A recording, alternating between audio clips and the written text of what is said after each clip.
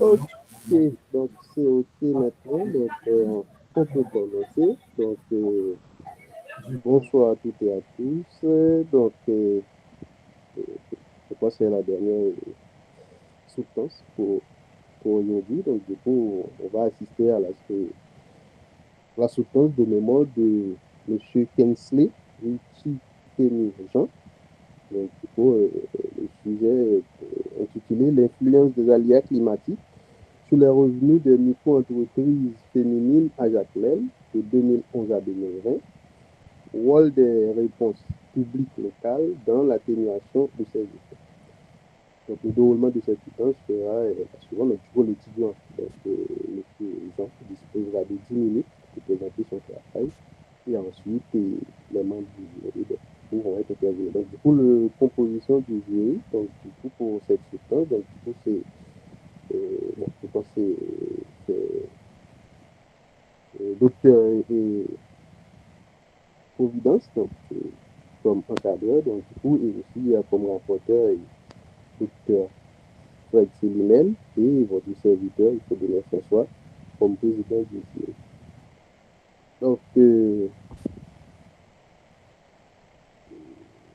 Monsieur Jean, vous avez 10 minutes pour la présentation de votre travail.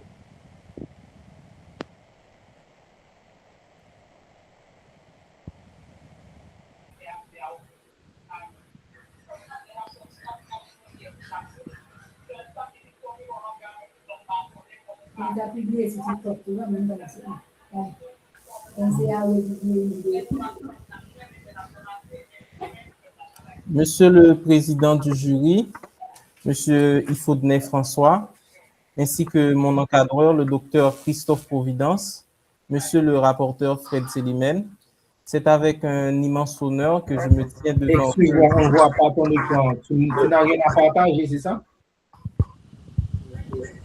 Tu n'as pas de diapo à partager? Ok, c'est ok maintenant. D'accord. Donc, le titre de mon mémoire s'intitule « Influence des aléas climatiques sur les revenus des micro-entreprises féminines à Jacmel de 2021 à 2020. Rôle des réponses publiques locales dans l'atténuation de ces effets. » Sous la direction du docteur Christophe Providence. BC. Le contexte général de cette recherche s'inscrit vis-à-vis du fait qu'Haïti est l'un des pays les plus exposés de la Caraïbe, qu'il subit régulièrement des cyclones, des inondations, et qu'il fait face à tout un ensemble d'aléas climatiques, ce qui nous a permis d'arriver à la conclusion qu'il y a ce qu'on pourrait appeler une vulnérabilité structurelle à plusieurs niveaux, et dans une moindre mesure vis-à-vis des micro-entreprises féminines, ce qui entraîne inévitablement une baisse de leurs revenus. Donc la problématique, c'est-à-dire la question centrale de ma recherche, c'est dans quelle mesure les aléas climatiques ont-ils affecté les revenus des micro-entreprises féminines à Jacmel entre 2011 et 2020, et surtout dans quelle mesure les réponses publiques locales, c'est-à-dire la mairie, la DPC, etc., ont-elles permis d'atténuer ces effets? C'est-à-dire quels aléas climatiques ont touché Jacmel durant cette période, quels ont été leurs effets sur les revenus et les activités des micro-entreprises féminines, quelles réponses les autorités locales ont apportées et surtout comment ces interventions ont-elles été perçues par les femmes. Donc, autour de ce schéma s'articule, dis-je, la question principale autour de ces 4 sous-questions. Donc, le terrain d'étude, c'est Jacmel, parce que c'est un territoire qui est exposé directement à ces aléas climatiques, de par son littoral, ses zones urbaines, ses pentes instables. Cela favorise l'exposition à ces aléas. Et surtout vis-à-vis du fait que l'économie de la commune de Jacmel repose sur le commerce, l'artisanat.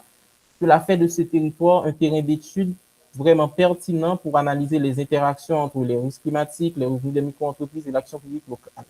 Alors, il y a plusieurs dimensions concernant ce terrain d'étude. la démographie, la géographie et ses risques, l'économie locale et surtout la pertinence scientifique. Alors, l'objectif général, c'était d'examiner l'influence des aléas climatiques sur les revenus des micro-entreprises féminines de Jacmel en tenant compte des réponses publiques locales. Et l'hypothèse de recherche avec lesquelles on était parti, c'est que les aléas climatiques ont eu une influence négative sur les revenus des micro-entreprises féminines et que les réponses publiques locales n'ont pas permis de réduire significativement la vulnérabilité économique de ces entrepreneurs. Concernant le cadre théorique, les concepts clés qui ont été mobilisés, ce sont tout d'abord la notion d'aléa, de risque et de catastrophe, la notion de vulnérabilité, de résilience, d'autonomisation et aussi d'action publique locale. Pour ça, la littérature nous dit des choses très intéressantes, notamment concernant la résilience, qui est, selon Madjer, la capacité à absorber un choc et à reprendre ses activités. Donc, à part cela, au niveau de la méthodologie, nous avons utilisé une démarche rigoureuse et mixte qui combine des analyses quantitatives et qualitatives auprès de 50 micro-entrepreneurs, auprès de 4 principaux acteurs institutionnels, la mairie, la DPC, etc., avec collecte sur le terrain à Jacmel, entre mai et juin 2026. Alors, au niveau de l'enquête, l'échantillon que l'on a pris, l'échantillon des 50 femmes, on s'est basé sur leur ancienneté, c'est-à-dire qu'elles devaient faire partie de la tranche d'année que l'on avait prise, de 2011 à 2020. Et il nous est apparu que 52% de ces femmes sont dans le commerce, 18% dans les services, c'est-à-dire esthéticiennes, etc., 16% dans la restauration et 14% dans l'artisanat et la transformation. 78% d'entre eux exerçaient avant 2015, donc ont directement vécu les principaux aléas. Et on a pu observer aussi une certaine dépendance vis-à-vis de leur entreprise, car 72% déclarent leur entreprise comme principale source de revenus du ménage. Nous avons pu observer qu'il y a eu des pertes économiques massives et répétées, parce que plus de 80% des femmes ont signalé une baisse de leurs revenus aux aléas climatiques. Environ 75% ont signalé des pertes matérielles et environ 85% ont signalé une interruption totale de l'activité. Cela peut montrer que les aléas climatiques ont durablement affecté les revenus des micro-entreprises féminines. Alors, en ce qui concerne l'analyse de vulnérabilité, nous avons analysé pourquoi ces pertes sont si difficiles à absorber. Premièrement, il y a l'absence de réserve, il y a le fait qu'il y a zéro assurance catastrophe, l'exclusion financière, c'est-à-dire qu'ils n'ont pas accès au crédit. Et en plus, concernant l'action publique, nous avons vu que l'action publique au niveau de la commune est tournée vers l'urgence, mais pas vers la relance. C'est-à-dire, on met les personnes dans des abris pour les protéger, mais en ce qui concerne les fonds de reconstruction, la relance économique, cela est pratiquement absent pour les 50 entrepreneurs interrogés. En termes de recommandations, nous avons opté pour une véritable résilience locale avec plusieurs approches. La première, la création d'un fonds local de relance dédié aux micro-entreprises, des services financiers adaptés et personnalisés pour ceux qui sont victimes de ces aléas, et aussi l'intégration des entrepreneurs dans les politiques locales de gestion de risques. Ensuite, une coopération multi-acteurs entre les collectivités, la protection civile et les institutions financières. Comme conclusion générale, nous sommes parvenus à la conclusion que nos deux hypothèses se retrouvent confirmées. Les aléas climatiques réduisent les revenus des micro-entreprises et les réponses publiques demeurent orientées vers l'urgence, mais restent largement insuffisantes. Donc, merci beaucoup. Je suis à votre disposition pour les questions.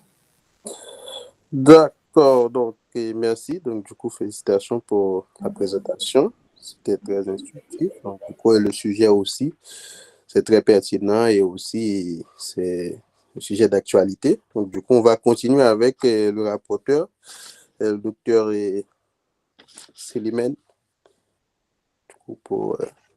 Merci, monsieur le président.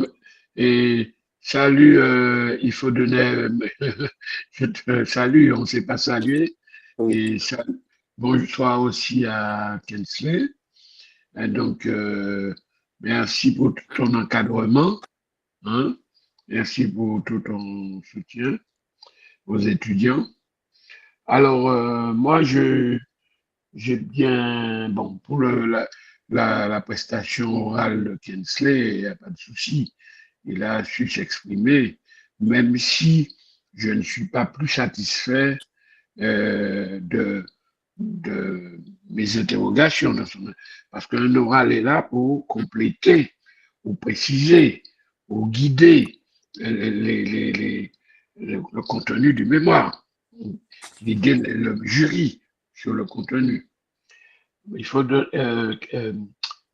Kinsley, en dehors de ton expression orale que je trouve correcte, moi vraiment, ton travail, ton document ne m'a pas plu du tout. Ton document ne m'a pas plu du tout. Et vraiment, tu t'es permis des légèretés, des libertés avec les règles de présentation des mémoires. C'est vraiment, tu as décidé de ne pas lire le document de présentation des mémoires. Qu'on t'a donné pourtant depuis le mois d'octobre ou novembre, tu as tout ce document. Un document qui donne les règles de présentation des mémoires, chapitre, section, paragraphe, etc. Tout ça a été donné à tous les étudiants. Visiblement, je ne sais pas si tu as méprisé, mais au moins tu as ignoré ce document. Ce document-là ne t'intéresse pas. Tu as tes propres règles, tu as utilisé tes propres règles, et les règles de l'établissement ne te concernent pas. C'est comme ça que moi j'ai vu, c'est comme ça que moi j'ai compris ton comportement.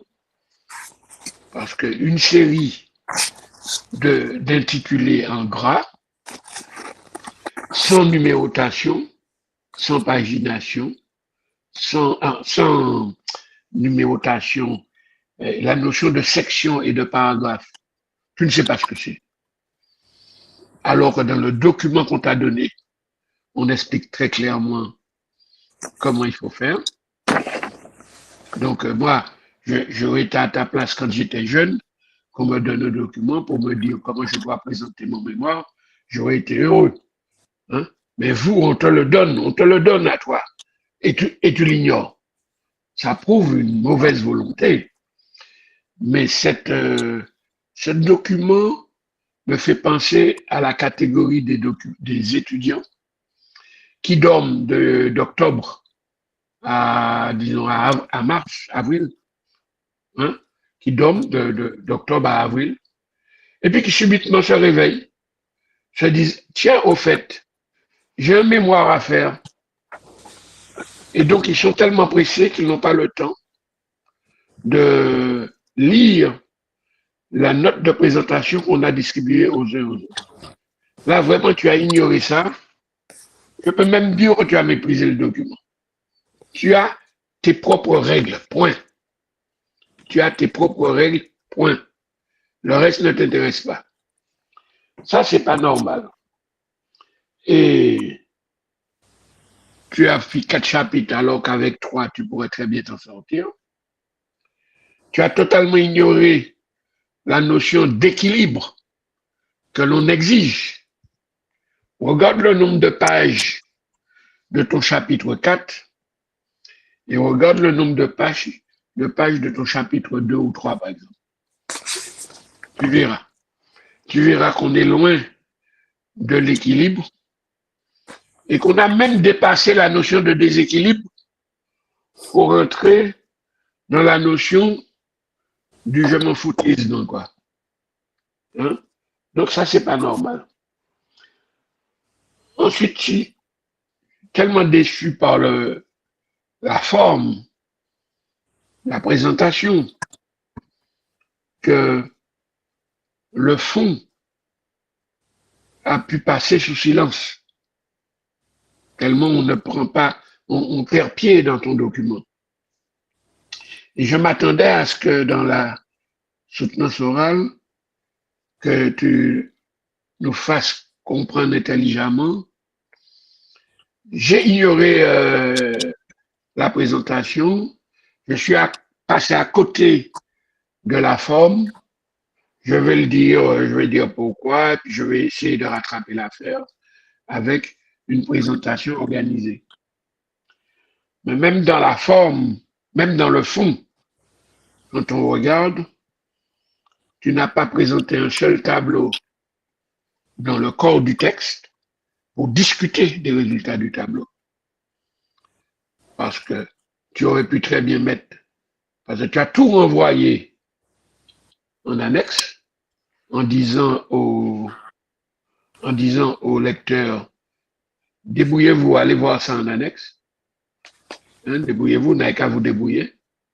Alors que tu aurais mis ça dans le corps du texte et commenté les tableaux proprement, tu aurais mieux respecté le lecteur et tu aurais mieux accompagné le lecteur.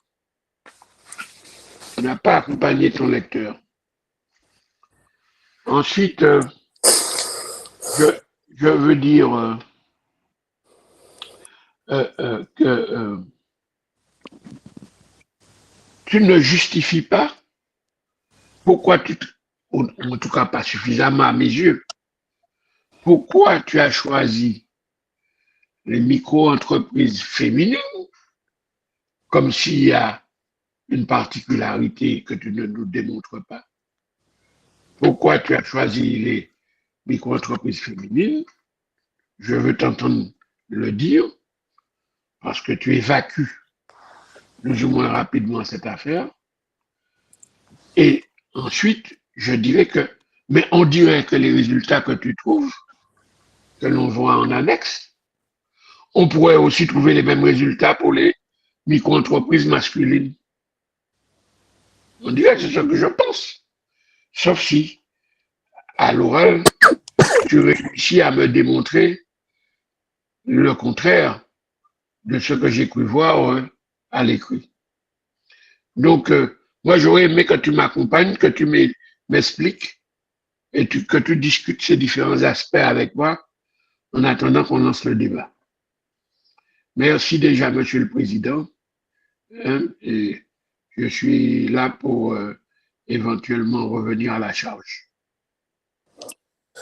D'accord, donc j'espère que, que vous avez pris note. Donc du coup, je passe la parole à l'étudiant.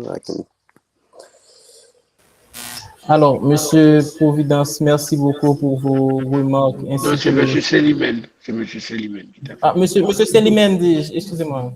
Docteur Célimène, excusez-moi. Oui. Alors, donc, je vous remercie pour vos remarques ainsi que vos questions. Donc, alors, votre première question concernait le fait que j'avais choisi 4 chapitres au lieu de 3. De base, j'étais parti sur 3 chapitres, mais le sujet couvre 2 dimensions importantes. La première, c'est les effets des aléas climatiques sur les revenus des micro-entreprises, et l'autre, c'est l'analyse des réponses publiques locales. De plus, la période étudiée s'étend de 2011 à 2022. Donc, cela implique de nombreux éléments d'analyse, les caractéristiques du territoire, les résultats de l'enquête du terrain, l'évaluation des interventions publiques. Compte tenu de ces aspects, j'ai estimé qu'un découpage en 4 chapitres permettrait de mieux structurer la démonstration. La démonstration, dis-je. Et justement, cela s'inscrit dans le cadre du Canva parce que j'ai lu que c'était recommandé mais pas interdit de faire plus que 3 chapitres. Ça aurait été plus envisageable, mais j'ai pensé que le choix des 4 chapitres offrait une organisation plus cohérente. Donc, c'est ainsi que je l'explique en ce sens. Ensuite, vous avez parlé du choix des micro-entreprises féminines. Je reconnais que durant ma présentation, j'aurais dû expliquer ce choix. C'est vis-à-vis du fait que, bon, mon but n'était pas d'exclure les hommes, mais de concentrer l'analyse sur cette catégorie d'acteurs économiques dont la vulnérabilité est beaucoup plus marquée, beaucoup plus prononcée, et surtout, elle joue un rôle essentiel dans l'économie familiale et locale. Donc, c'était à cause de ça. Mais j'aurais dû effectivement j'aurais dû vous en faire part dès la présentation orale. Donc, ce sont ces 2 questions, j'ai répondu en ce sens. Monsieur le Président, c'est pas un problème d'avoir fait 4 chapitres. Mais quand on fait 4 chapitres avec un tel déséquilibre, c'est pas bon. Tu peux pas faire quelques pages dans le chapitre 2 et 3 et puis faire des dizaines de pages dans le chapitre 4. Valait mieux les fondre si tu maîtrises bien le sujet. Tu aurais fait un plan qui englobe tout cela en 3 chapitres.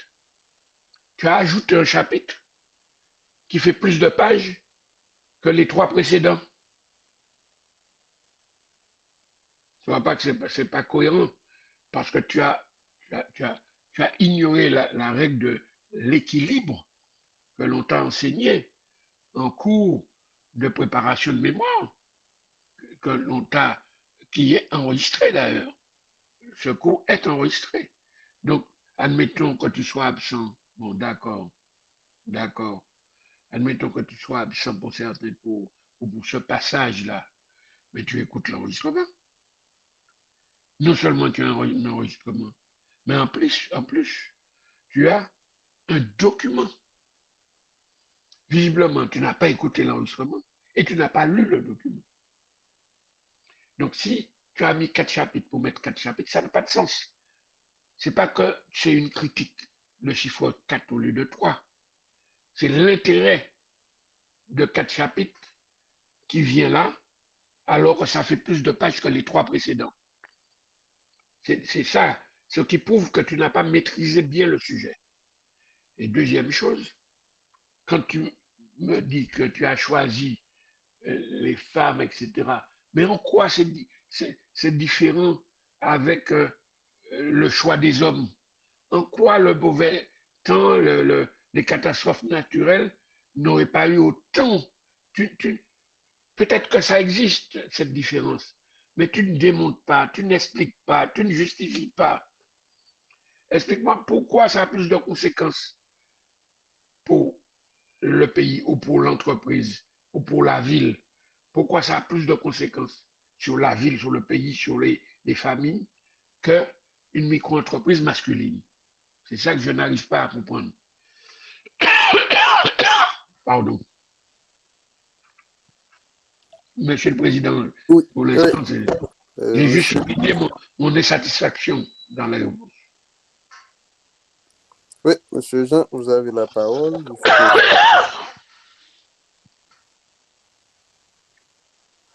Ton micro est fermé. Ton micro est fermé. Ton micro est fermé. Kensley, ton micro est Oui, oui.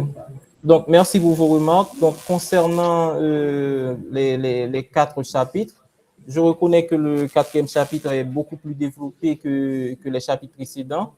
Et bon, avec davantage de recul, je vois que j'aurais pu mieux équilibrer les chapitres, bon, en condensant certaines et en redistribuant une certaine partie de mes idées. Alors, concernant, vers la fin de votre intervention, vous avez aussi parlé du fait que pourquoi les conséquences sont plus importantes que les femmes, que pour une entreprise masculine, etc.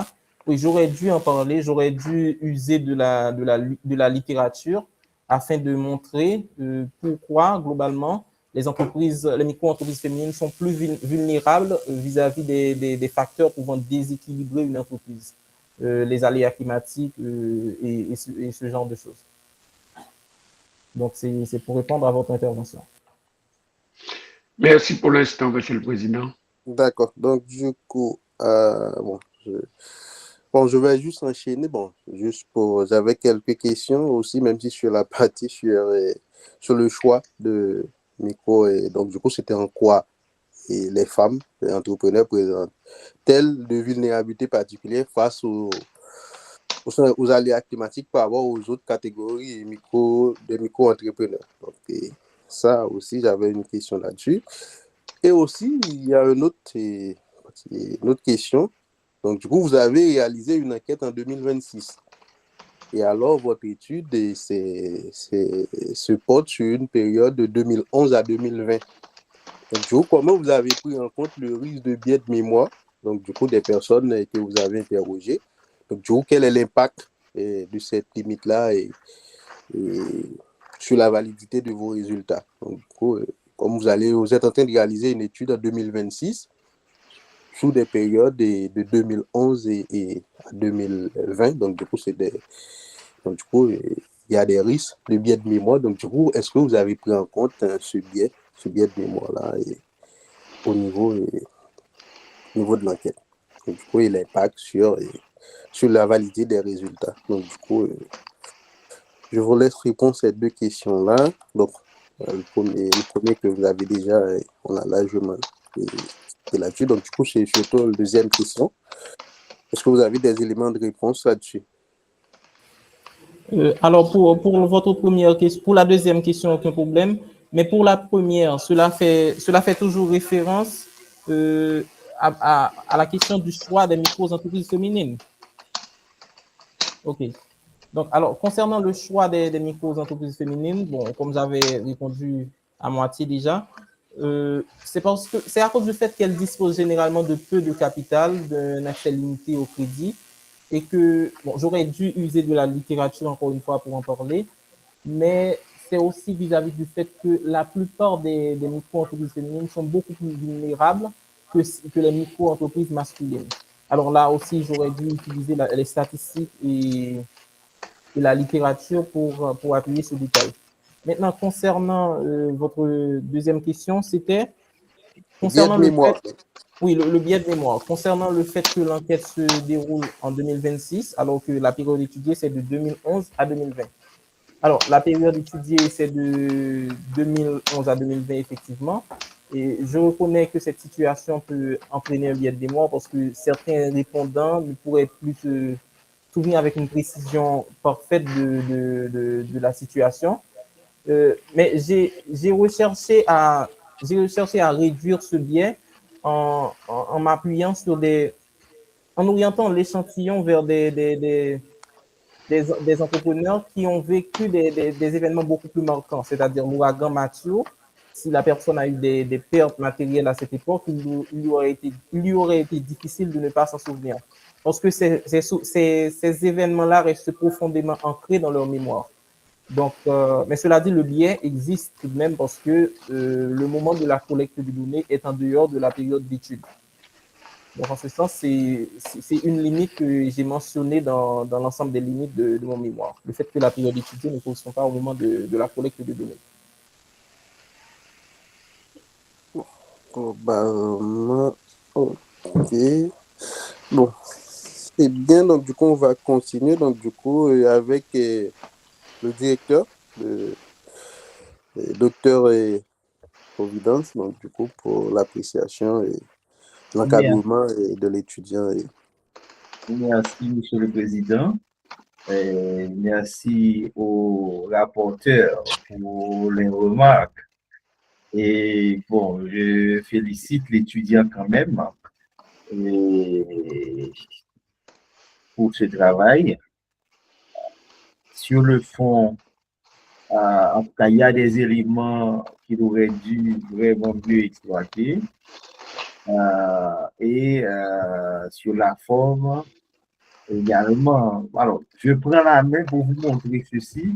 Et c'est pas d'habitude, non, je le fais, mais je vais prendre la main pour montrer. Laisse-moi la main, s'il te plaît, et Jean. Et vous allez comprendre. Et c'est ça, c'est une leçon que je voulais donner, pas qu'à l'étudiant, mais à tout le monde, aux autres étudiants. Et Jean, laisse la main, abandonne, s'il te plaît. Merci. Alors, j'espère que vous voyez mon écran. Je vais sur mon mail. J'ai envoyé à Jean les dernières remarques, voilà, avec ce message très clair, d'accord, 19 juin, d'accord, on est déjà presque au délai. Je lui ai dit de prendre en compte des éléments avant de faire le dépôt, d'accord. J'ouvre le fichier, vous allez voir ce que, et moi j'ai vu tout ça, mais bon, c'est à lui c'est sa responsabilité également qui est engagée, d'accord. Appréciation générale du travail, ton sujet est pertinent, actuel, etc. Le choix de la commune, etc. Et puis moi j'ai dit, pardon, Le travail contient donc une base exploitable. Toutefois, dans sa version actuelle, il doit encore être repris sur plusieurs points importants. La conformité au canevas de licence à l'US. Et je donne des détails, hein, c'est ce qui est bizarre avec lui. Je lui ai dit dès le départ qu'il fallait éviter cette histoire de 4 chapitres, etc. Il a gardé ça jusqu'au bout, il a dit ok, c'est ta responsabilité. Et puis encore, ici, je lui dis clairement, ici, bon, j'ai mis la problématique et j'ai dit clairement, il insiste sur 4 chapitres, tandis que 3 chapitres, il faudra faire. D'accord? Et j'ai même été jusqu'à lui donner des intitulés de chapitres. Voici, chapitre 1, ça aurait été 4. Non, mais vraiment, il n'a pas voulu écouter.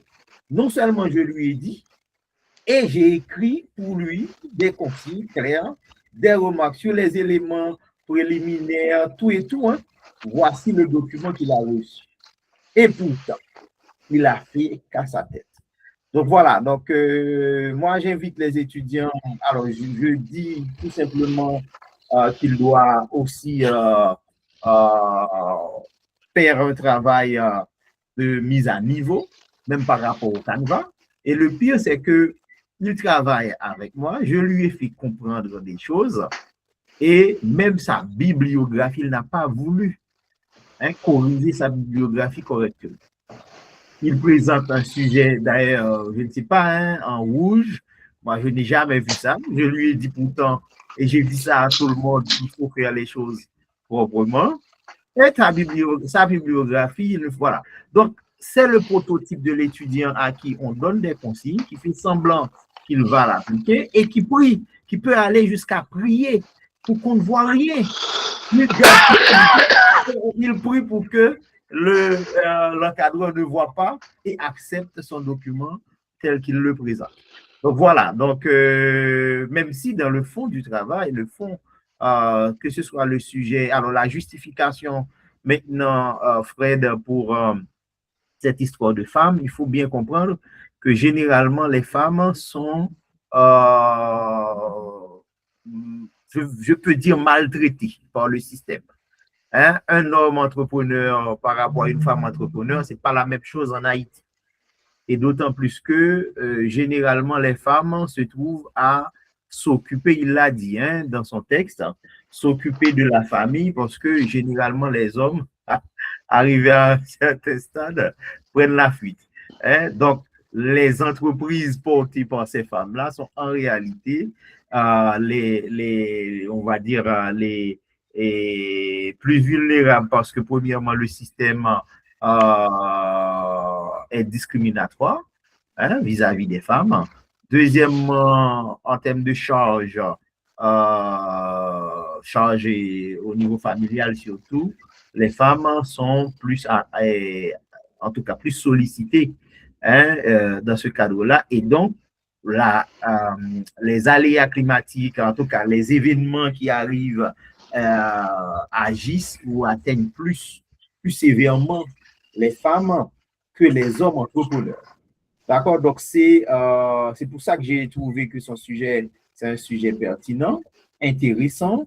Je lui ai dit pourtant de faire attention. Les différents documents, les échanges que j'ai avec lui montrent clairement que j'ai voulu, hein, en tout cas, lui dire de faire attention aux détails.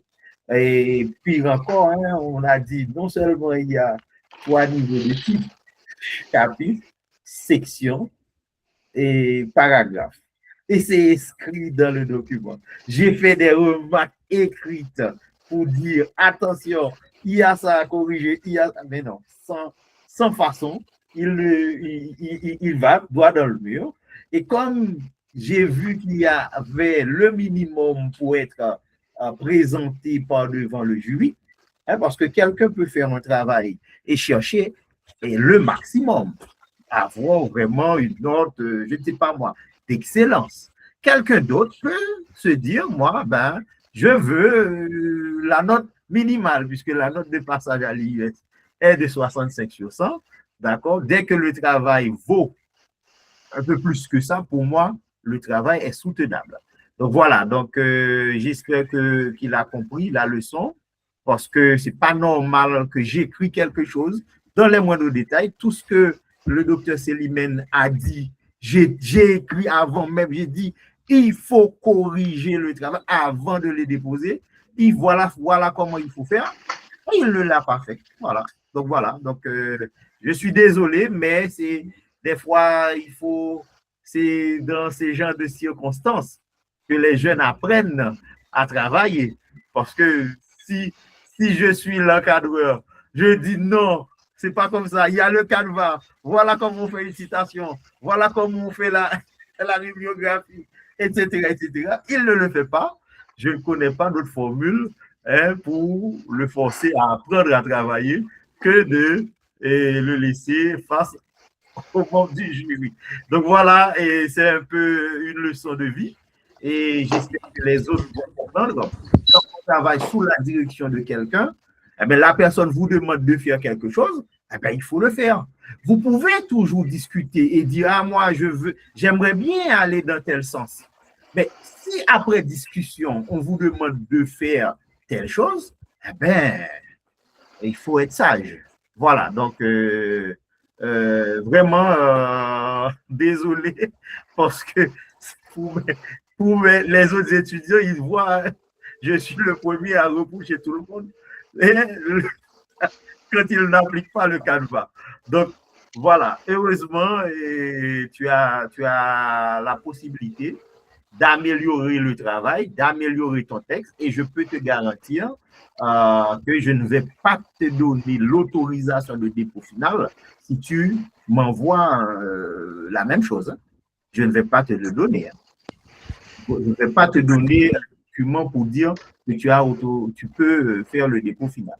Voilà, merci Monsieur le Président, je m'arrête là. Ça me fait rigoler, mais c'est aussi l'occasion pour l'étudiant de comprendre que les règles, c'est pour tout le monde. Lui en premier, surtout quand il travaille avec celui qui les a présentés. Voilà, merci Monsieur le Président. Merci le rapporteur, je vois que le docteur est le rapporteur, mais c'est le directeur, donc du coup, je vois que le rapporteur est le docteur Sélimène.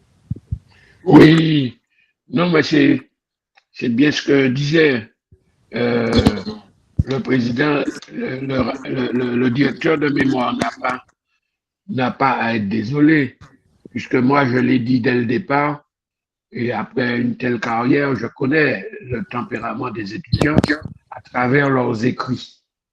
Je connais à travers leurs écrits. Eh bien, dès le départ, c'est le mot que j'ai utilisé. C'est un garçon qui ignore les règles. Non seulement il a ignoré l'enregistrement, il a ignoré le document de présentation, mais il a aussi ignoré les recommandations faites par écrit par son directeur de mémoire. C'est le prototype de l'individu qui ne doit pas être à gérer l'intérêt public parce qu'il va empêcher aux autres de respecter l'intérêt général, le bien public, l'intérêt général, les règles. Et quand on gère la chose publique, la première priorité, c'est exiger le respect des règles communes. Pas les règles faites pour un, pas pour les autres, et pour X, pas pour Y, mais faites pour tout le monde. Mais là, j'ai bien vu qu'il a ignoré. C'est pas quelqu'un, je ne savais même pas que son directeur lui avait écrit et que le directeur constate qu'on a ignoré ces messages. Moi, je l'ai vu à travers le document de l'étudiant. Il ignore tout. C'est une seule règle compte, c'est la sienne. Malheureusement, dans une institution, c'est pas possible. Sur le choix que les femmes soient maltraitées, je voulais faire un point sur la question de fond, que les femmes soient maltraitées, ben, ça on le sait. Ça on le sait malheureusement. On sait aussi que c'est elles, très souvent, qui sont le plus dynamiques dans les micro-entreprises, sur les marchés, sur les ceci, sur les cela, c'est elles qui sont les plus dynamiques. Et on connaît les raisons. C'est parce que elles ont très souvent seules à charge à faire tourner tout le système familial, comme dirait le président, parce que très souvent, les hommes ont pris la fuite. Bon, alors donc, on le sait. Mais moi, ce que je reproche à l'étudiant, c'est qu'il ne justifie, il le dit rapidement, mais il ne fait pas le lien entre les catastrophes et le fait que ça soit une femme. C'est ça que je reproche. Le cancer naturel, parce que c'est ça le sujet. Son sujet, c'est ça. C'est pas les conditions des femmes. On connaît les conditions des femmes, malheureusement. Mais c'est le lien qui n'est pas suffisamment mis en exergue. Voilà, Monsieur le Président, ce que je voulais dire. Ton micro est fermé, il faut bien. D'accord. Merci, monsieur le rapporteur, docteur Célimène. Donc, du coup, j'espère que Kensei, vous avez bien pris note des différentes observations et les remarques, donc, du coup, des membres du jury. Donc, du coup, le directeur a bien précisé. Donc, du coup, s'il n'y a pas de correction notable, donc, du coup, dans le respect du canevas de l'IUS, donc, du coup, il ne vous autorisera pas au dépôt final. Donc, du coup, c'est bien précisé. Donc, du coup, je vais vous donner 30 secondes. Donc, du coup, pour si vous avez quelque chose à rajouter. Oui, je vous remercie pour vos remarques, pour vos questions. Elles sont très pertinentes, elles vont me permettre de m'améliorer. Et j'ai pris note de toutes vos inquiétudes, des modifications à faire. Et je vous promets de tout corriger avant de soumettre le dépôt final à mon encadreur, Dr Providence. Et je vous remercie pour votre temps, etc. Merci beaucoup. À très bientôt. Donc, je pense qu'on va s'arrêter là. Donc, je vous pose juste la dernière séance. Donc, merci à toutes et à tous d'avoir assisté à cette séance de soutenance pour aujourd'hui. Donc, du coup, je ne sais pas si... Oui. Merci, Fodonnet, pour ton soutien, pour ta collaboration. Merci pour tout. D'accord, merci. Voilà. Oui, merci. On peut arrêter l'enregistrement. Merci, chers collègues.